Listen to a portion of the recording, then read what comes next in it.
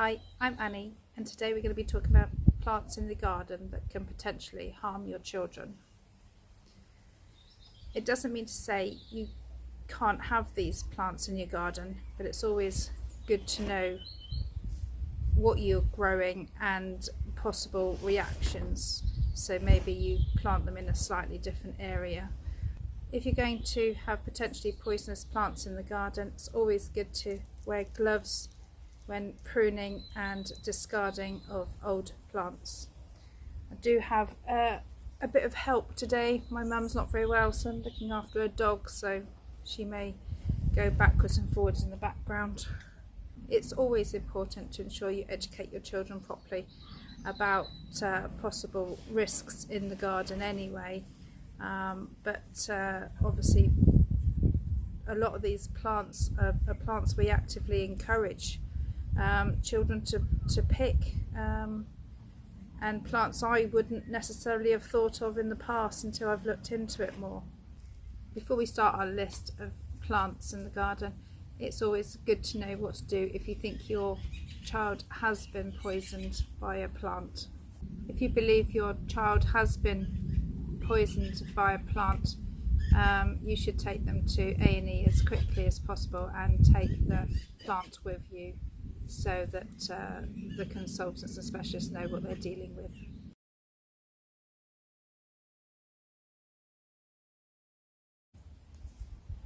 So the beautiful bluebell is the first one on the list.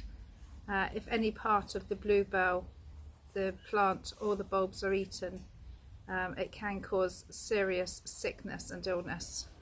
They've got a toxin in them called glycosides. It's also believed that the sap from them can cause skin irritations, so it should be washed off immediately.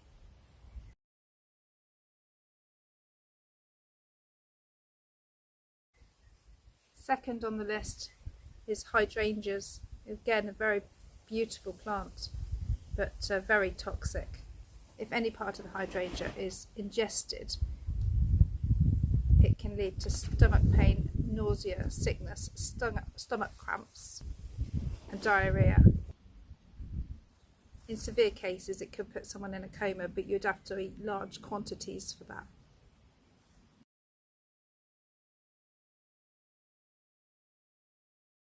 I think most people know that the foxglove is particularly toxic. Ingesting foxgloves can be potentially fatal, and antidotes will be required. The toxin they contain is cardiac glucosides. They're naturally occurring poisons that affect the heart, and relatively low quantities of the toxin can be fatal.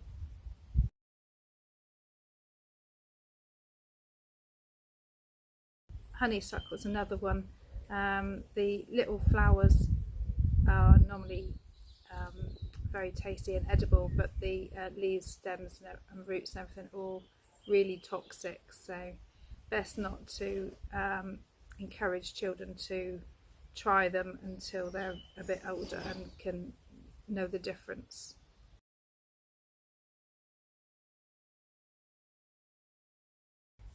I've included poison ivy on my list.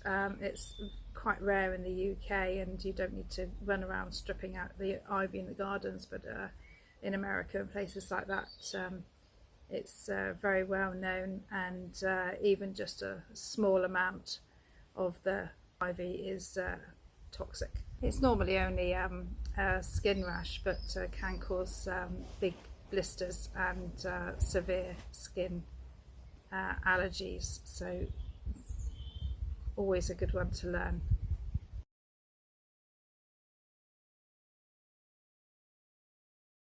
Lily of the Valley is another one, very pretty plant, but really dangerous. Even small amounts can cause abdominal pain, vomiting, reduced heart rate, drowsiness, and can be fatal. As little as 2 leaves can cause death. Due to its high level of toxicity, I recommend, if you've got that in the garden growing, or you are thinking of having, just don't do it if you've got children around, because the red berries can be quite attractive.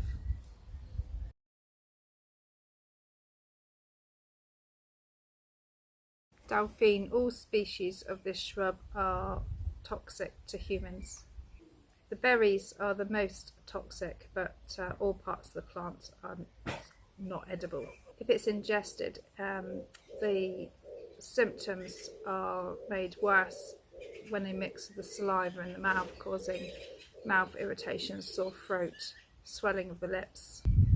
Although poisoning of this plant is fairly rare, it's always worth mentioning it, as it is quite a pretty plant with very pretty flowers that children may touch and want to interact with.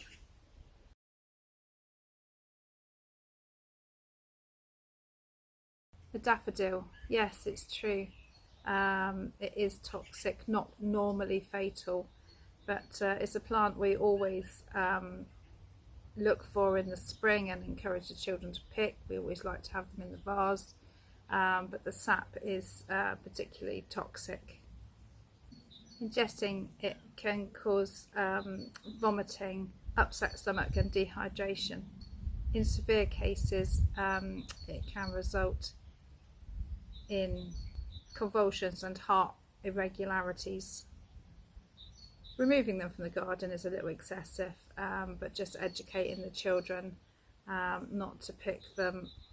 And of course there's 60 different varieties, so educating them that the rule applies to all of them. The next 3 plants I've got are not necessarily ones you'd have in the garden, but if you're out on a walk, you will find them in the hedgerows and stuff.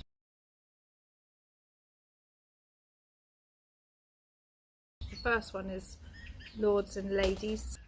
Burning and swelling of the lips is quite instant, dizziness, stomachache and vomiting, and possible heart failure if you've ingested the berries.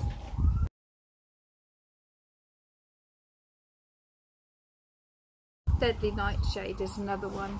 The blackberries are particularly toxic, but all the plant is really not good, and you really want to stay clear from it. Its name is actually belladonna, which means beautiful lady. In years gone by, women used to put it in their eyes to make their eyes dilate, until they realised it was actually making them blind. Symptoms are sweating, vomiting, breathing difficulties, confusion, hallucinations and death. So really one to learn and really one to keep away from.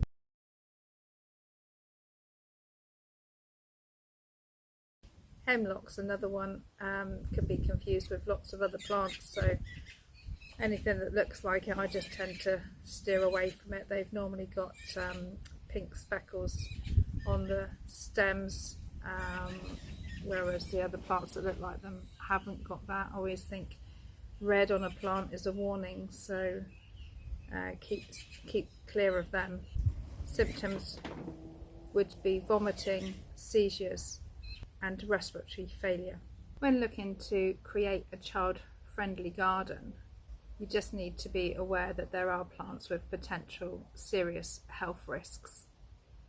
In most cases it's unlikely that anything's going to be serious. Of course most people supervise their children, especially small children, in the garden anyway.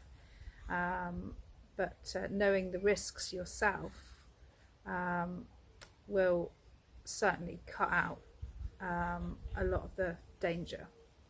I know some people have started planting edible plants in their normal beds and